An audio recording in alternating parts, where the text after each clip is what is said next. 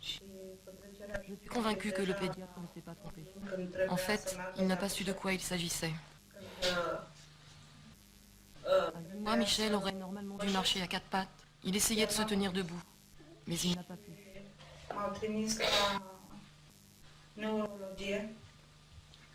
Finalement, ils m'ont envoyé au service de neurologie.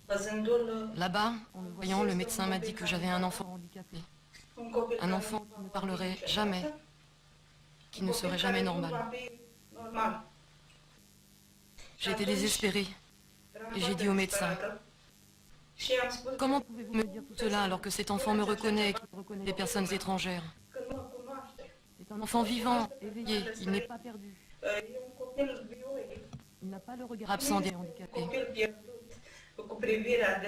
Il est présent. Comment pouvez-vous me dire que c'est un enfant handicapé? Nous avions besoin d'aide et nous avons fait tout notre possible. Quand j'ai proposé à ma femme que l'on demande son certificat d'handicapé, elle n'a pas été d'accord. Elle aurait préféré mourir que de le voir avec ce certificat. Elle me l'a dit. J'y suis allé tout seul. J'ai fait tous les papiers sans qu'elle le sache.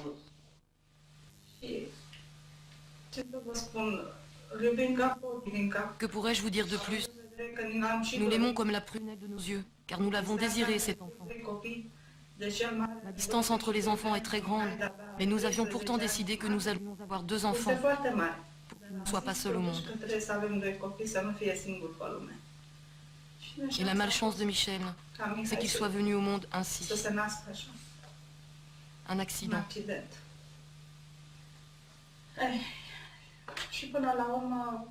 Mon fils aîné a dit: maman, c'est mon frère, je vais l'aider tant que je pourrai, je suis heureux de ne pas être seul au monde. Et il nous a aidés lui aussi, si jeune. Autant qu'il a pu comprendre ce qu'un nouvel enfant pouvait signifier.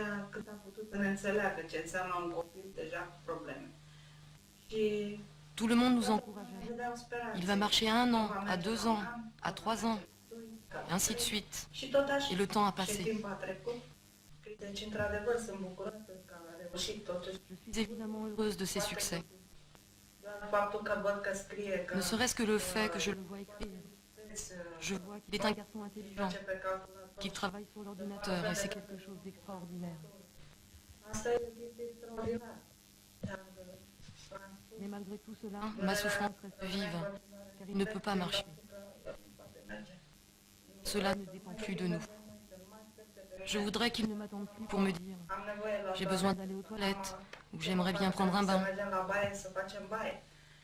Pour le mettre dans la baignoire, il faut se mettre à deux, moi et mon mari.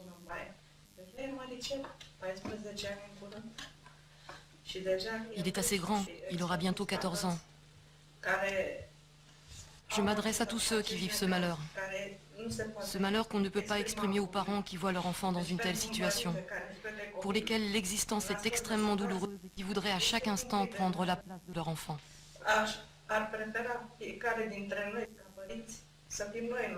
Je leur dirais d'être extrêmement confiants, de garder l'espoir, car c'est l'espoir qui les soutiendra et qui leur donnera la force de continuer. Moi, j'ai 45 ans, et parfois, je vous l'avoue, je me sens en avoir 60. Mais j'ai toujours la force de le prendre dans mes bras, même s'il est déjà grand. C'est peut-être Dieu qui me donne cette force surnaturelle, car je ne sais plus que penser. Quelqu'un de normal qui n'a pas rencontré une telle situation ne pourrait pas résister. C'est l'espoir qui compte, énormément. Les gens ne tiennent compte que des apparences. Ils ne voient pas l'essence des choses. Ils formulent un jugement hâtif. Moi, ça me fait mal à chaque fois quand ils le regardent avec insistance. Mais c'est comme ça chez nous. Et ça me gêne. Ça me gêne qu'ils le regardent avec curiosité, comme si nous étions au cirque.